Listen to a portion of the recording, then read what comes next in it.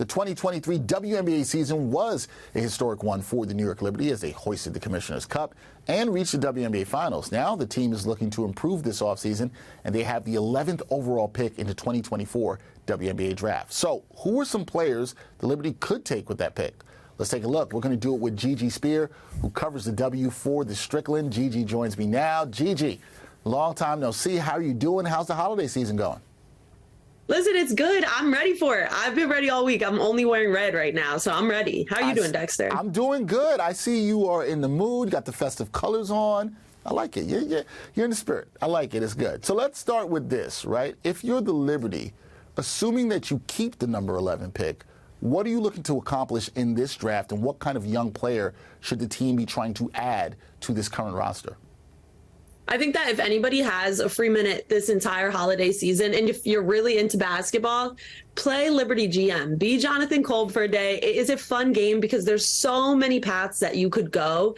And I think that what we are hearing from the Liberty and what we heard right after they finished the season is they want to give as much rest to Sloot and to Stewie as possible.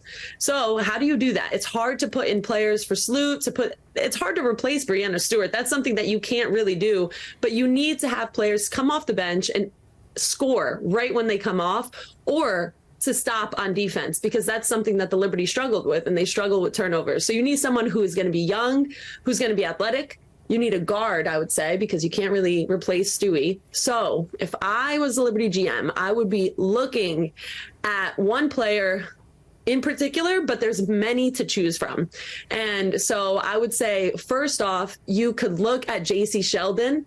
We could get into that a little bit more, but overall, Sloot is 34, Stewie is 29. So you want to get them off their feet, and you want them to have quality minutes. They are such good players, but you don't want them to be gassed, especially because it's a long season. You definitely don't want them to be hurt too. So assuming that Jonquel Jones is coming back as well, you have a great roster. You have Sloot, you have Jonquel, you have Betnijah Laney, you have Sabrina Ionescu, you have a lot of keys, but Jonathan Kolb told us that the real moves are going to be from the Liberty bench. So that's what we're going to expand on, I think, a little bit more now with some picks, but you also want someone, because this was a successful team with a historic record for them and a great run late in the season, you want someone who's going to add to the culture of them being a team, and who is going to be a selfless player ready to adopt the model that they've been working on for a couple years now. Yeah, you definitely want that kind of player to come in, and that is the challenge, right? And also,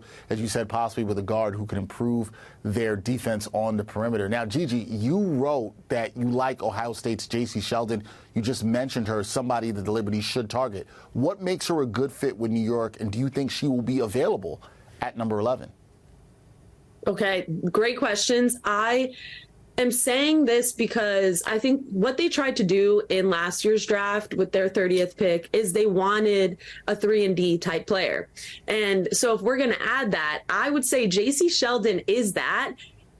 And of course, there's a question, will she be available at the 11 spot? We don't know, because we don't know the kind of season Ohio State is about to go on. They play UCLA tomorrow, and that's going to be a great matchup. UCLA number 2 right now. But Sheldon right now is averaging 16.8 points. She already has 24 steals. And last year, her season was shortened because of an injury. But a lot of people are saying she looks like her junior year self, the one where she racked up so many Big Ten honors. And I think that because she was able to bounce back from injury, obviously in a physical way, but also in a mental way, where you see her showing up as a leader in a different way. And any interview I watch of her, she's just so committed to the team. She wants the whole team to buy in.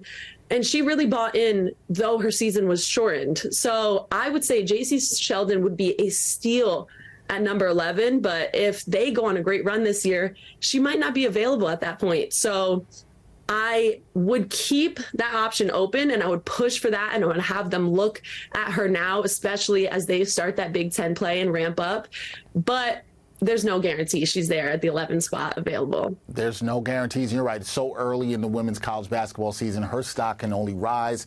or possibly fall as the season goes. So it's a little early to get in that, but we'll be watching those big boards in terms of the WNBA draft as we move along. Now, another player getting some talk, and you mentioned the team that she plays for as a potential draftee, is UCLA two-way star Charisma Osborne. What do you like about the Bruin senior? You'll also see her on Monday night against Ohio State. What do you like about her game?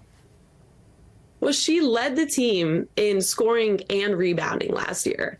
And I think for me, I love to look at players who are going to jump from the college level to the pro level and be able to get true boards. And from her freshman year, she was always buying into the system. She was saying, if defense is our priority, then the offense will follow. And she's definitely proven that. And she had a career high 52 steals last year. As a grad student right now, we're seeing the impact that all these grad students have, not only on the national level, but specifically in the Pac-12. It's a super interesting conversation. But she 6 rebounds per game right now, 13.8 points, 4.8 assists, 1.4 steals. So if she happens to be available at the number 11 spot as well, that's someone I would look at, because her team is getting these huge wins against teams like UConn, Arkansas, FSU, all in the past couple weeks. And I think that she is a player, again, that she also has the intangibles, that attitude, that can do, that buy-in. And I think that's something that not only does Jonathan Kolb stress and Sandy Brondello stress, but the entire roster stresses that. They want to buy in, they want to win it. They have goals bigger than a 32-8 finish. They want to win that title at the end of the year. And I think with her attitude and her effort on a consistent basis throughout her college career, she can only elevate the Liberty. Yeah, I think she'd be a really good fit for them in a good culture right now. UCLA could fit in the culture here with New York. Last thing for me here, Gigi, are there any other players that Liberty fans should keep an eye on when it comes to potentially being selected in the upcoming draft? Absolutely. There's so many players. I think that this is the good problem that we have as fans of women's college hoops right now, especially with this draft class. Some players have the option of staying, maybe taking another year. Some players want to go in and get a pick called in the draft. So there's a couple people that I would push. One is Jalen Sherrod of Colorado. And I think that not only is she able to score and be a presence from 3 and have huge buckets, change the game for her Colorado team, she's racking up steals. And she didn't have many Power 5 schools look at her. She actually only had Colorado looking at her. And her hustle, her defense, and that real can do, that dog spirit, is not something that you can teach, and you definitely can't teach the way Sherrod is able to play. So that's one player I would look at. But if you look at any mock WNBA draft, everybody has a different pick for the Liberty because they're the 11 pick. So I would say if Georgia Moore from Virginia Tech is available, you can't go wrong. Nika Mule from UConn, some people are saying she's going to be a second-round pick, but from what I see from hers, she might be a clear first-round pick, depending how this UConn season plays out. And some people say Sarah Andrews from Baylor could be another good guard, a good addition to the Liberty. Deja Kelly just got the nod from Skylar Diggins-Smith the other day, saying that this player deserves more looks in the WNBA mock drafts, and she's not getting them. She won a gold medal this summer in the FIBA Women's AmeriCup team, and there's just so many players that if they are available after those first 10 picks are called, the Liberty can only add to the roster. But I would stress, yes, a 3-and-D player, you want to win a trophy at the end of the year, and you don't want your players to get hurt at all, especially these vets like Sloot and Stewie. So they can't go wrong no matter what new talent they add to this roster, as long as it's an athletic talent with buy-in. They're only getting better, and there's no guarantee, and there's no saying what teams are going to be good for the W next year. But I like the look of this Liberty squad so far, and I really like the look of all this young talent. But there's so many people to pick from. So many to pick from. That's why we had you here to break it down, Gigi. A lot of things, but hey, you want a holiday game, Gigi told you. Be Jonathan Kolb, GM for the Liberty. He's got his work cut out for him in trying to improve the roster to get them to that championship level so they can hoist the WNBA title next season. That is Gigi Speer covering the W for the Strickland. Go check out her work there. Gigi, good to see you. Happy holidays, and I'll see you soon. We'll talk some more W hoops. Thank you, Dexter.